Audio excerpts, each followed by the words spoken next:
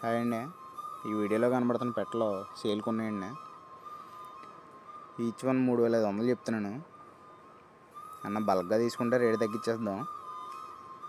ఇవే కాకుండా ఇంకా కన్నిపెట్టలో 5 నుంచి 6 నెలల వయసు పెట్టలు కూడా ఉన్నాయండి.